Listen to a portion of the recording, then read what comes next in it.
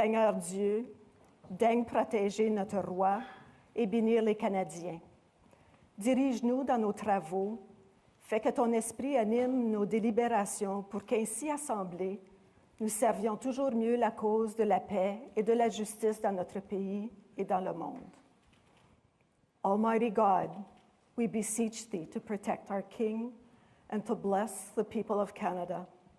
Guide us in our endeavors. Let your Spirit preside over our deliberations so that at this time assembled, we may serve ever better the cause of peace and justice in our land and throughout the world. Amen. Let the doors be open, que l'on ouvre les portes.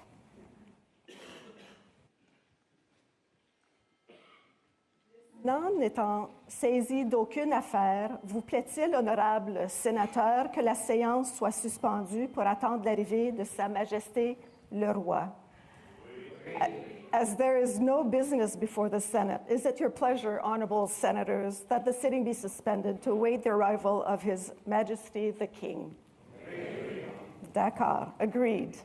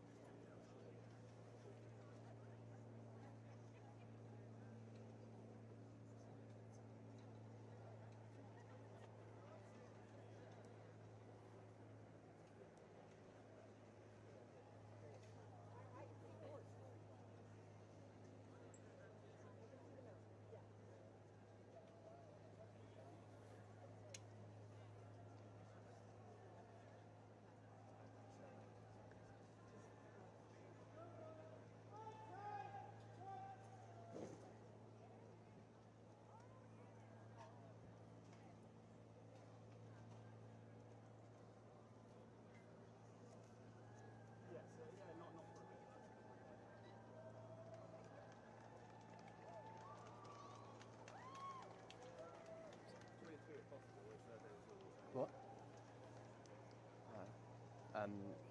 Lizzie. Sorry. No, you're all right, thank you. Sorry, thank you. Just when they're at the front, if you could have that.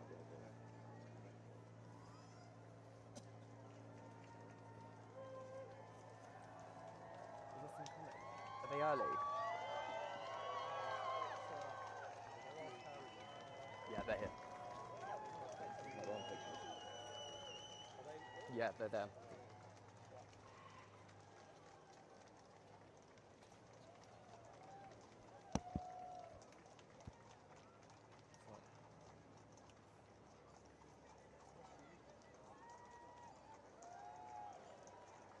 Can you say it?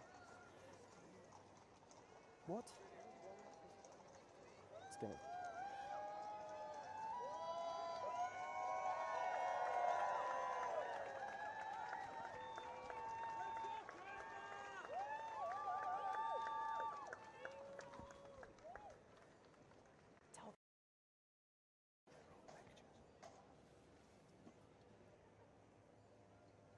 I think they've got a commentator actually, Tom.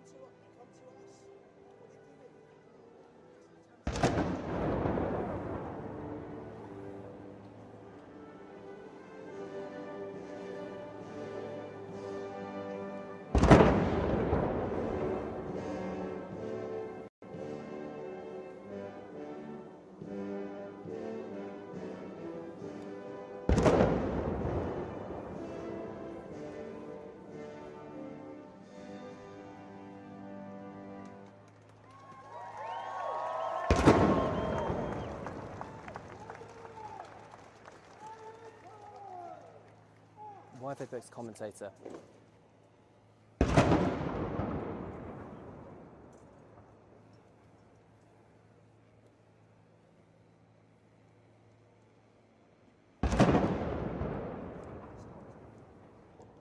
Yes. Yep.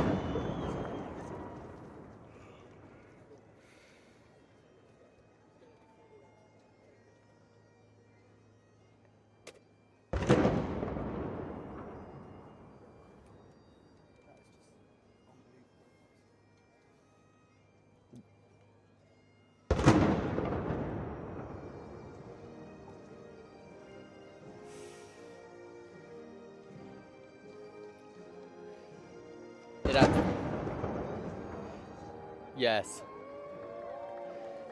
Yeah, absolutely, Martin. The King just walking past my position here, inspecting his Guard of Honour, a 100-person Guard of Honour from the 3rd Battalion Royal Canadian Regiment. Of course, we've just had the Royal Salute. You may be able to hear a number of bangs in the background as well. 21 gun salutes in honour of His Majesty being here for at the start of the state opening of the 45th session of the Canadian Parliament. His Majesty wearing a suit and customary medal array and Order of Canada around his neck, blue and white tie, of course, blue, one of his favourite colours. The Queen, you may have also noticed a little bit earlier on, she arrived alongside the King inside the state landau carriage.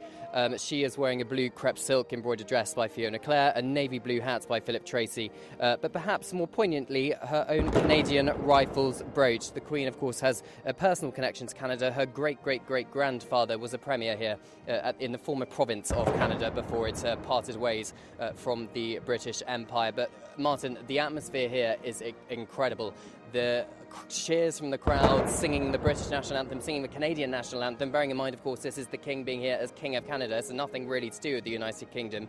It was just spectacular to see. Even Mark Carney, the Prime Minister, King again just walking past my position, even Mark Carney, the Prime Minister, got cheers from the crowds here. Of course, he's the one who is invited to open Parliament, elected very recently largely on an anti-Trump ticket, as President Trump has voiced his desire for Canada to become the 51st state of the United States of America, effectively annexing the country. But the King being here, of course, is a strong reminder to Canadians and those south of the border that it is King Charles who is head of state here in Canada. His Majesty just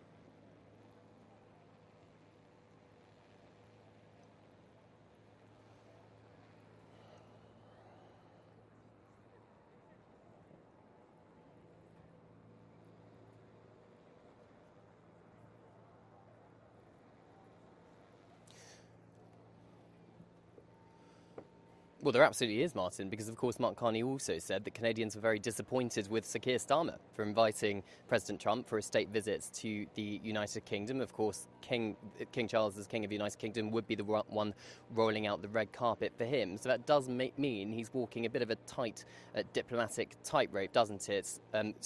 Juggling his roles between King of Canada and King of the United Kingdom. Sources tell me that, look, the King has two roles, and those roles should be treated completely separately. He acts on the advice of the Canadian Premier as well as the UK government as well, and he will do so accordingly. So it's not the King can't really do much if both of his governments clash on a certain issue. But the King's focus today is very much on celebrating Canadians, bringing Canadians together, the unity of this country, which is pretty clear to see. Every single Canadian I've spoken to over the last day or two has just said how much they were excited and how much they need King Charles here to reaffirm the country's sovereignty. Huge applause from the crowds here. Some of them have been queuing since around 6 o'clock this morning for a chance to meet their Majesties. We do expect His Majesty to do a walkabout at some point. It wasn't scheduled to happen right now. I can't see him from my position. Oh, he's just walking past us now, back towards the Senate, having inspected the 100-person Guard of Honour. And he'll be making his way into the Senate building. This building is a temporary Senate. It's an old train station because the current Parliament is being refurbished at the moment. So the King just standing on the dais and thanking the military personnel for the spectacular Guard of Honour, pomp and pageantry.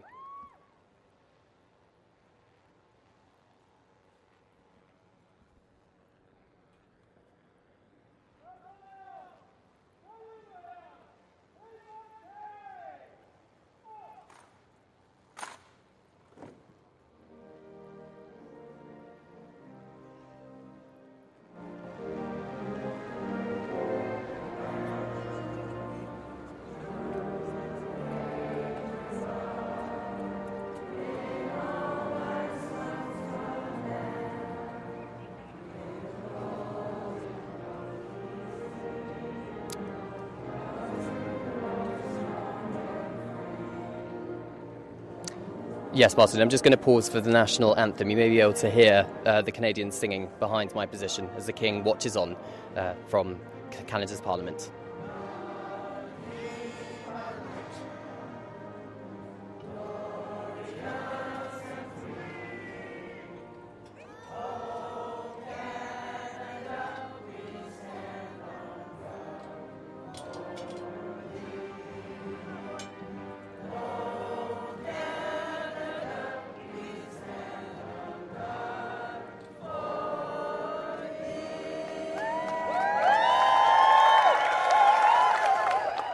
Well, there you have it, Martin. I mean, you can just hear the atmosphere here, can't you? An incredibly patriotic nation of Canadians here sharing this moment with their head of state as he goes into the Senate to deliver a speech on behalf of his government, led by Prime Minister Carney, accompanied by Her Majesty the Queen there, the Governor-General of Canada, Mary Simon, the Prime Minister, Mark Carney, a number of equerries as well.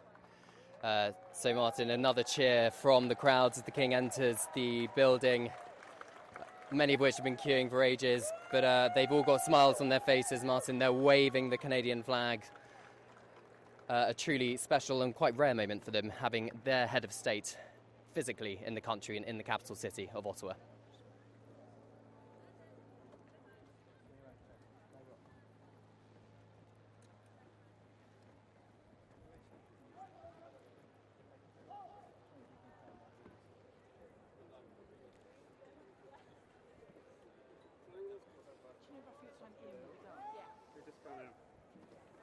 I think there's no one here realised where we'd go. Still on butchers, still on.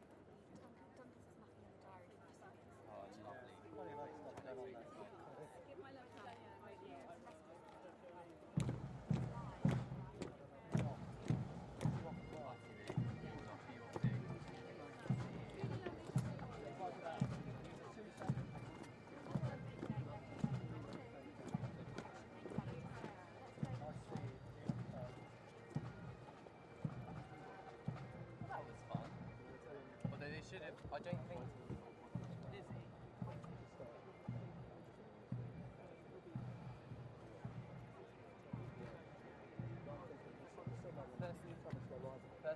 think we're needing to go to the commentator first.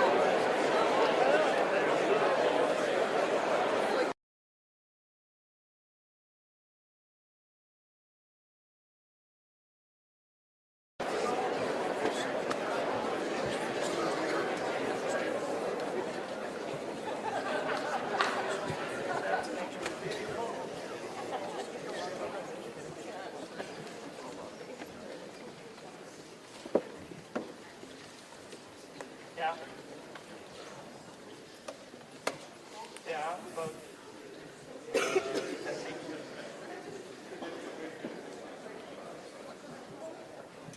How much time do I have before the horns?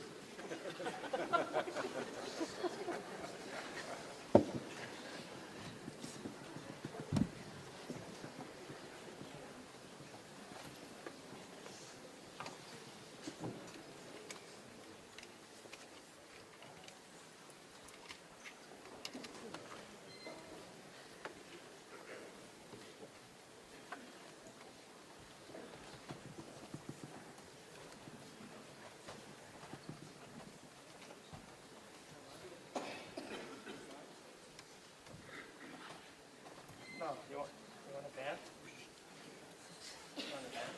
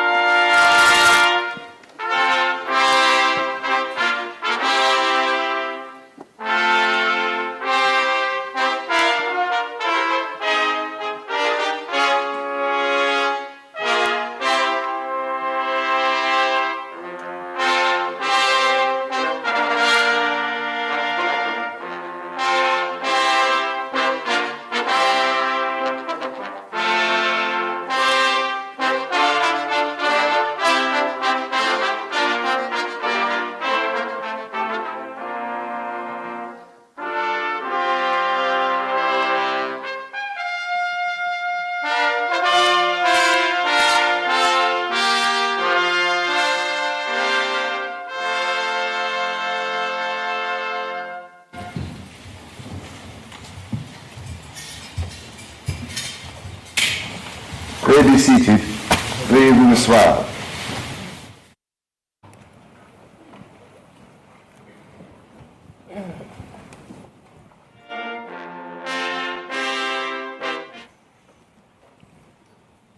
Usher of the Black Rod, you will proceed to the House of Commons and acquaint that House that it is the pleasure of His Majesty the King that they attend him immediately in the Senate chamber.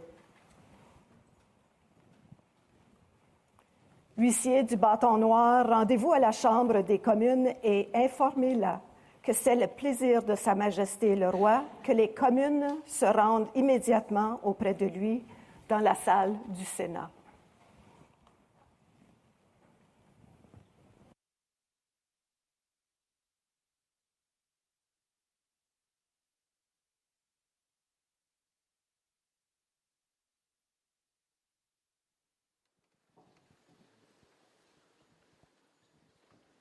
The House of Commons and acquaint that House that it is the pleasure of His Majesty the King that they attend him immediately in the Senate chamber. Huissier du bâton noir, rendez-vous à la Chambre des communes et informez-la que c'est le plaisir de Sa Majesté le Roi que les communes se rendent immédiatement auprès de lui dans la salle du Sénat.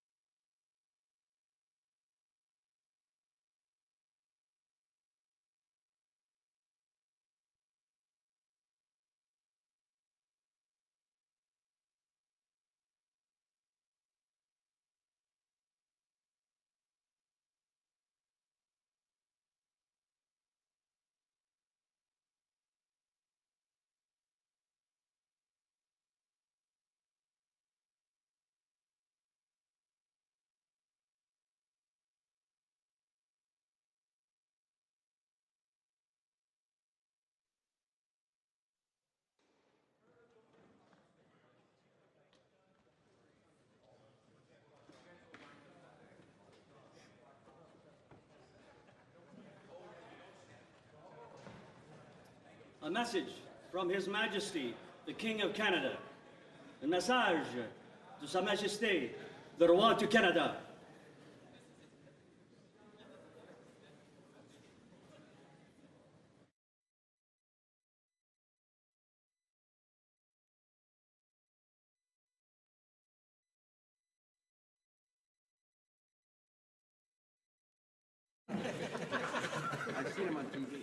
Mr. Speaker, a message from His Majesty the King. Monsieur le Président, un message de Sa Majesté le Roi. Admit the messenger. Faites entrer le messager.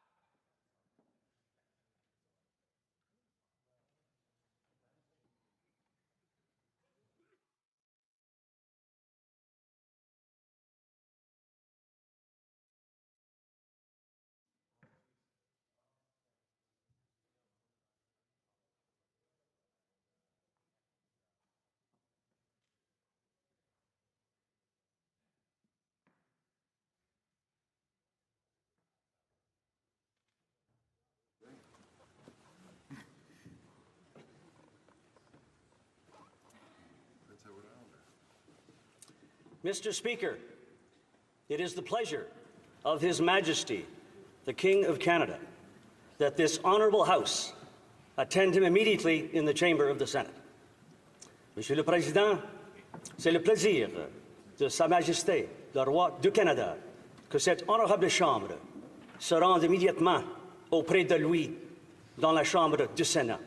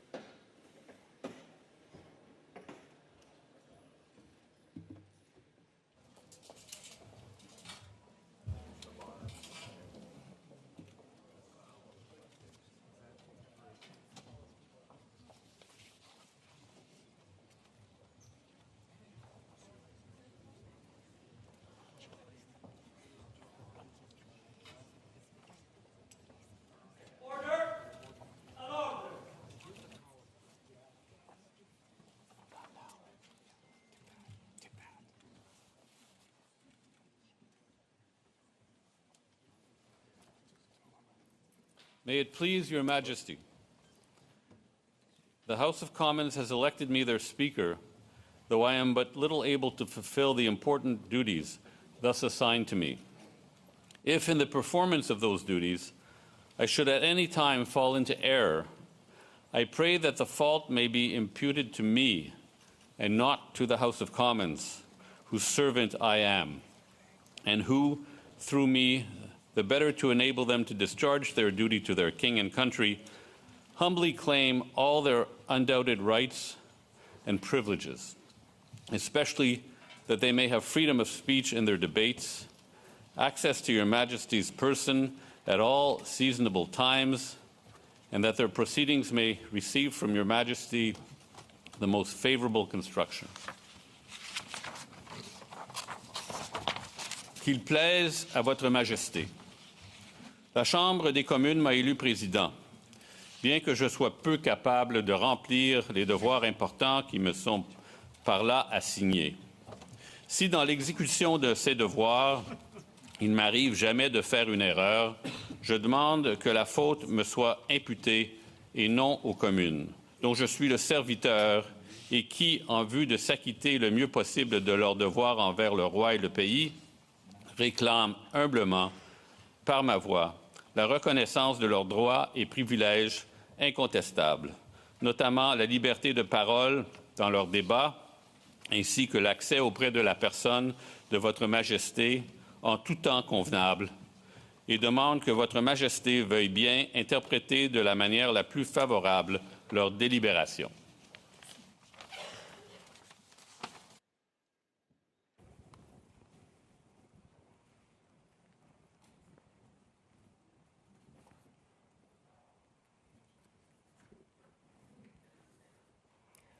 Mr. Speaker, I am commanded by His Majesty the King to declare to you that he freely confides in the duty and attachment of the House of Commons to His Majesty's person and government, and not doubting that their proceedings will be conducted with wisdom, temper, and prudence, he grants and upon all occasions will recognize and allow their constitutional privileges.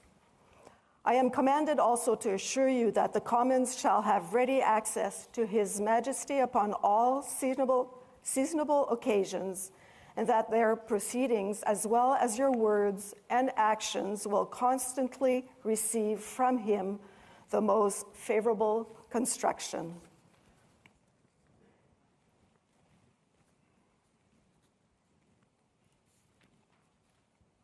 Monsieur le Président, Sa Majesté, le roi, me charge de vous dire que, ayant pleine confiance dans le loyalisme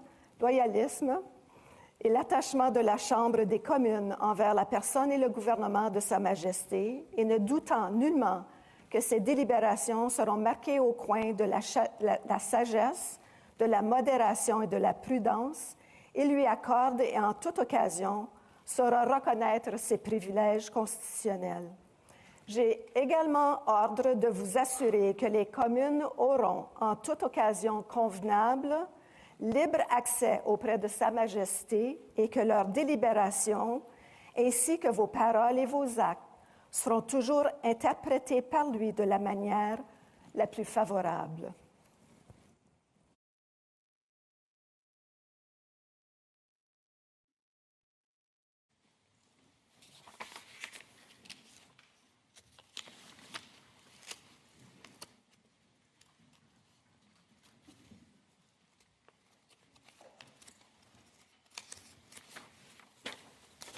Honourable Senators, members of the House of Commons, it is with a deep sense of pride and pleasure that my wife and I join you here today as we witness Canadians coming together in a renewed sense of national pride, unity and hope.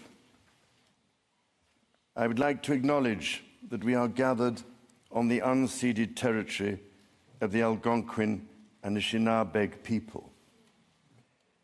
This land acknowledgement is a recognition of shared history as a nation, while continuing to deepen my own understanding.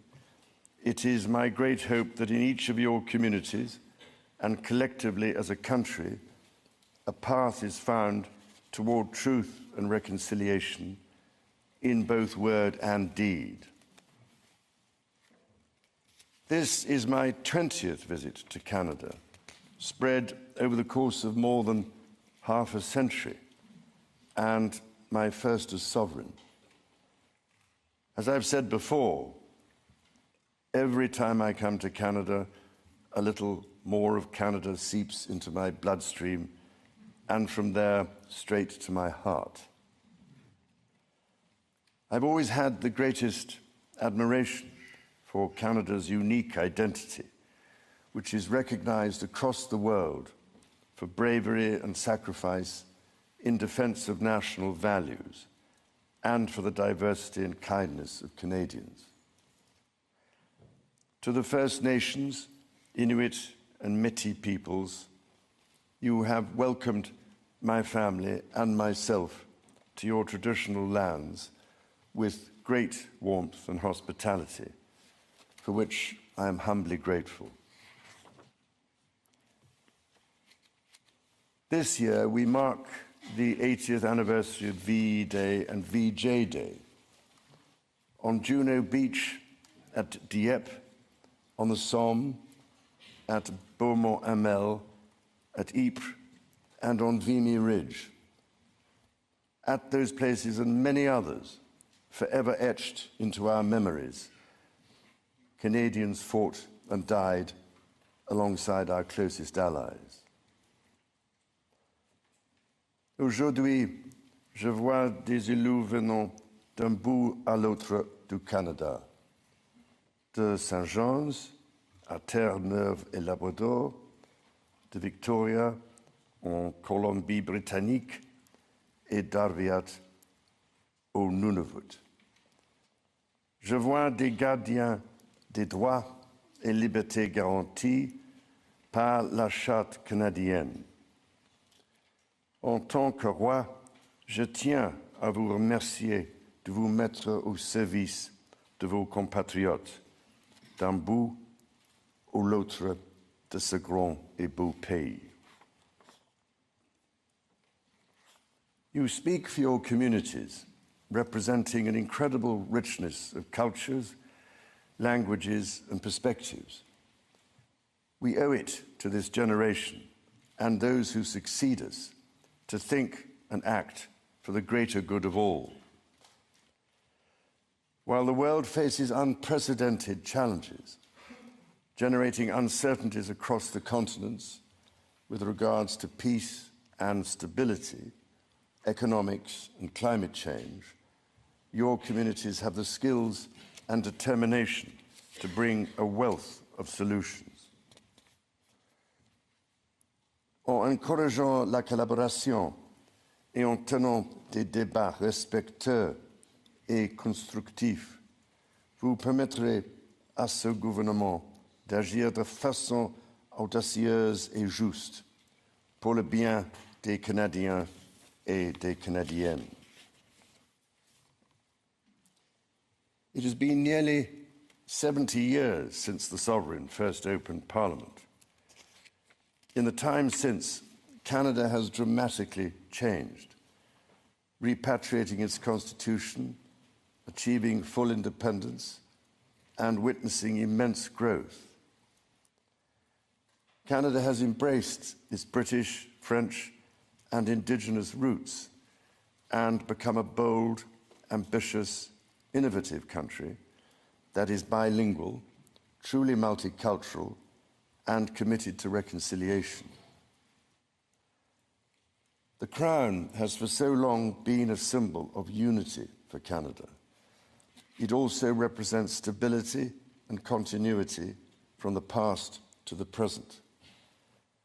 As it should, it stands proudly as a symbol of Canada today in all her richness and dynamism.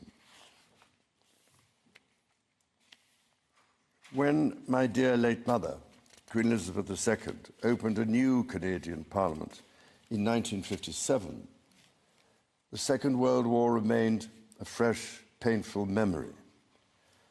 The Cold War was intensifying. Freedom and democracy were under threat. Canada was emerging as a growing economic power and a force for peace in the world. In the decades since, history has been punctuated by epoch-making events: the Vietnam War, the fall of the Berlin Wall, and the start of the War on Terror. Today, Canada faces another critical moment. Democracy, pluralism, the rule of law, self-determination, and freedom are values which Canadians hold dear, and ones which the government is determined to protect. The system of open global trade that, while not perfect, has helped to deliver prosperity for Canadians for decades, is changing. Canada's relationships with partners are also changing. Il nous faut confronter la réalité. Depuis la Deuxième Guerre mondiale, notre monde n'a jamais été aussi dangereux et instable. Le Canada fait face à des défis qui, dans nos vies, sont sans précédent. Many Canadians are feeling anxious and worried about the drastically changing world around them. Fundamental change is always unsettling. Yet this moment is also an incredible opportunity for renewal, an opportunity to think big and to act bigger, an opportunity for Canada to embark on the largest transformation of its economy since the Second World War. A confident Canada, which has welcomed new Canadians, including from some of the most tragic global conflict zones, can seize this opportunity by recognizing that all Canadians can give themselves far more than any foreign power on any continent can ever take away. And that by staying true to Canadian values, Canada can build new alliances and a new economy that serves all Canadians. The Prime Minister and the President of the United States, for example, have begun defining a new economic and security relationship between Canada and the United States, rooted in mutual respect and founded on common interests, to deliver transformational benefits for both sovereign nations. Simultanément, le gouvernement œuvre à renforcer ses relations avec des partenaires commerciaux et des alliés fiables. Sachons que le Canada possède ce dont notre monde a besoin et défend les valeurs que ce monde respecte. Le Canada est prêt à bâtir une coalition de nations qui partagent ces valeurs, qui croient en la coopération internationale et le libre-échange de biens, de services et d'idées. Dans ce monde nouveau, qui évolue à un rythme frénétique, le Canada tracera la voie à suivre. La démonstration en sera faite dès juin, quand le Canada présidera le sommet du G7. The government is guided by its conviction that the economy is only truly strong when it serves everyone. Many Canadians are struggling to get ahead. The government is responding, reducing middle-class taxes and saving two-income families up to $840 a year. It will cut the GST on homes at or under $1 million for first-time home buyers, delivering savings of up to $50,000. And it will lower the GST on homes between $1 million and $1.5 million. Le gouvernement assurera la pérennité de programmes qui permettent déjà aux familles d'économiser des milliers de dollars par année, notamment ceux pour les garderies et l'assurance médicaments. À ces progrès s'ajoute l'élargissement du régime canadien de soins dentaires, qui sera bientôt accessible à environ 8 millions de Canadiens et de Canadiennes, leur permettant d'économiser plus de 800 dollars par année en moyenne. The government's overarching goal, its core mission, is to build the strongest economy in the G7. That starts with creating one Canadian economy out of 13. Internal barriers to trade and labour mobility cost Canada as much as $200 billion each year. The government will introduce legislation to remove all remaining federal barriers to internal trade and labour mobility by Canada Day. Les premiers ministres de plusieurs provinces et territoires ont déjà pris des mesures pour éliminer les obstacles au commerce intérieur. Le gouvernement va s'appuyer sur ces progrès pour créer, d'ici la fête du Canada, un réel système de libre-échange à travers le pays.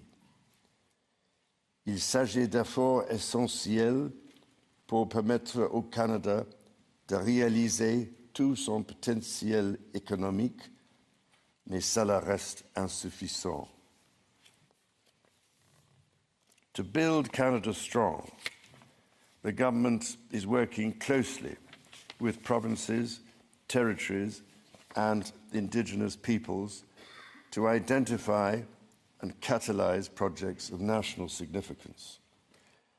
Projects that will connect Canada, that will deepen Canada's ties with the world, and that will create high-paying jobs for generations.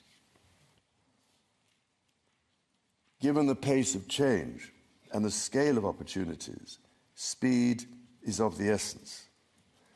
Through the creation of a new major federal project office, the time needed to approve a project will be reduced from 5 years to 2, all while upholding Canada's world-leading environmental standards and its constitutional obligations to Indigenous peoples. The government will also strike cooperation agreements with every interested province and territory within 6 months to realise its goal of one project, one review. When Canadians come together, Canada builds things that last. Éliminer ces obstacles qui freinent l'économie canadienne permettra l'avènement d'une nouvelle ère de croissance grâce à laquelle le Canada va non seulement surmonter des guerres commerciales, mais en émerger plus fort que jamais. Cela lui permettra de devenir une superpuissance en matière d'énergie verte et conventionnelle, de bâtir une stratégie industrielle qui rendra le Canada plus compétitif à l'international, tout en luttant contre les changements climatiques, de bâtir des centaines de milliers de bonnes carrières dans les métiers spécialisés, et donc de faire du Canada une plaque tournante pour la science et l'innovation. Critically, the government will undertake a series of measures to help double the rate of home building while creating an entirely new housing industry, using Canadian technology, Canadian skilled workers, and Canadian lumber. The government will introduce measures to deliver affordable homes by creating Build Canada Homes. This mission-driven organization will act to accelerate the development of new affordable housing. It will invest in the growth of the prefabricated and modular housing industry, and it will provide significant financing to affordable home builders. The government will make the housing market work better, including by cutting municipal development charges in half for all multi-unit housing. The government will drive supply up to bring housing costs down. To be truly strong, Canada must be secure. To that end, the government will introduce legislation to enhance security at Canada's borders. Law enforcement and intelligence agencies will have new tools to stop the flow of fentanyl and its precursors. The Canada Border Services Agency will be given new powers to examine goods destined for export to prevent the transport of illegal and stolen products, including cars. Le gouvernement protégera la souveraineté du Canada en rebâtissant, réarmant et réinvestissant dans les forces armées canadiennes. Il stimulera l'industrie militaire canadienne en prenant part au plan Réarme Europe et contribuera ainsi avec des partenaires européens à la sécurité transatlantique. Et il investira pour renforcer sa présence dans le Nord, alors que cette région, qui est partie intégrante de la nation canadienne, fait face à de nouvelles menaces.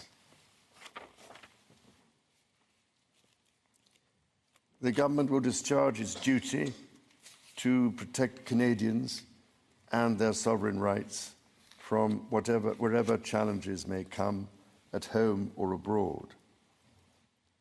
To keep communities safe, the government will hire 1,000 more RCMP personnel. It will change firearms licensing and strengthen enforcement of yellow and red flag laws. Weapons licenses for those convicted of intimate partner violence and those subject to protection orders will be revoked.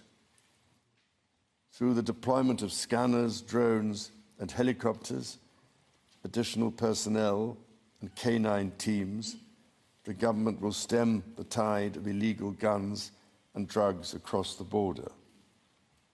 It will take these steps while protecting the rights of law-abiding gun owners and Indigenous peoples' long-standing hunting traditions.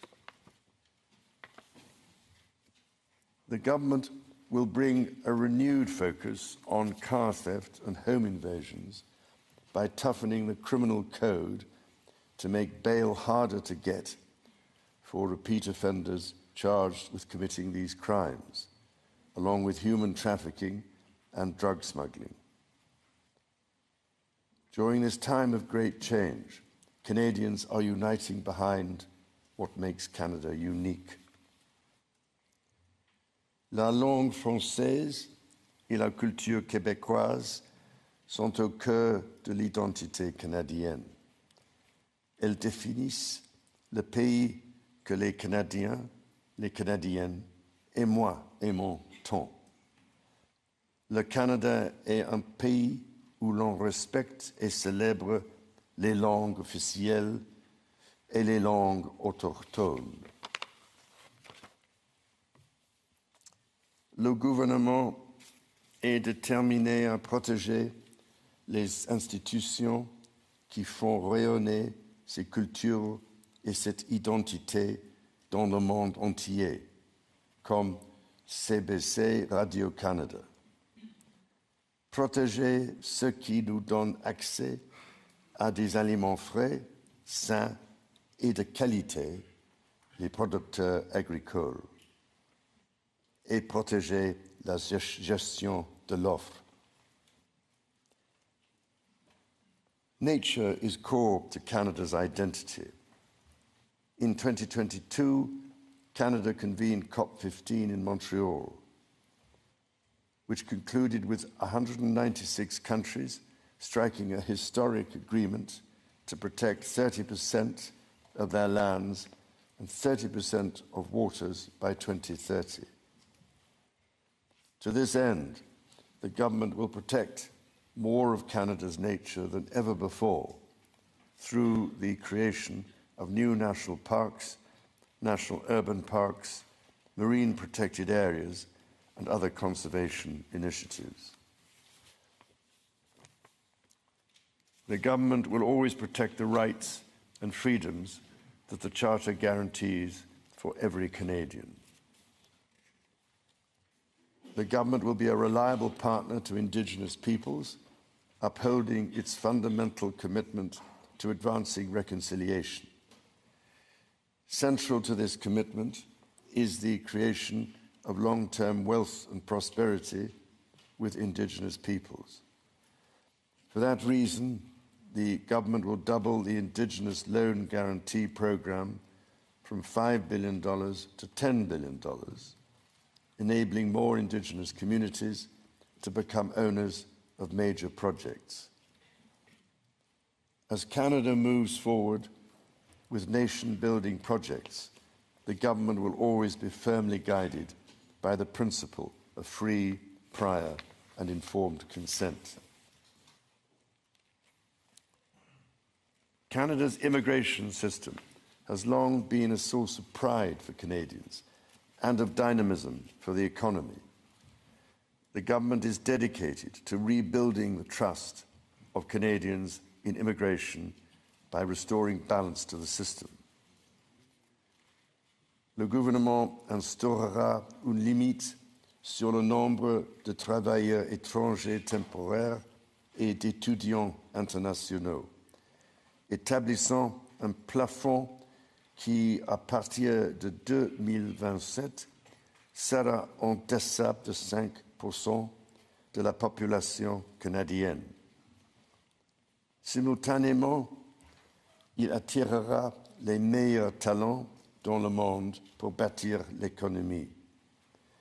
Et il fera savoir aux Canadiens et aux Canadiennes qui travaillent à l'étranger que s'ils songent à revenir au pays, il n'y a pas de moment plus propice pour le faire. Dans toutes ces actions, le gouvernement sera guidé par une nouvelle discipline fiscale. Dépenser moins pour que les Canadiens puissent investir plus. Day-to-day government spending, the government's operating budget, has been growing by 9% every year. The government will introduce measures to bring it below 2%.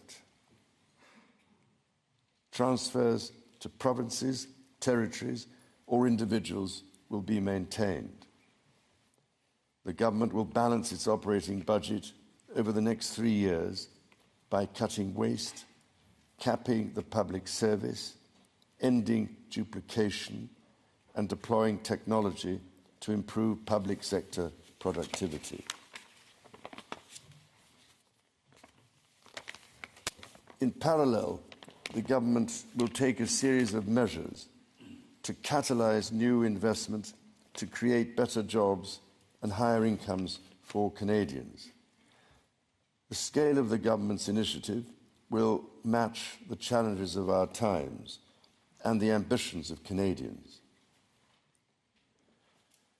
Honourable Senators, members of the House of Commons, when my dear late mother addressed your predecessors 7 decades ago, she said that in that age and against the backdrop of international affairs, no nation could live unto itself. It is a source of great pride that in the following decades, Canada has continued to set an example to the world in her conduct and values as a force for good. À vous et à l'ensemble du peuple canadien, mon épouse et moi-même adressons nos sincères remerciements pour cet accueil des plus chaleureux. As the anthem reminds us, the true North is indeed strong and free.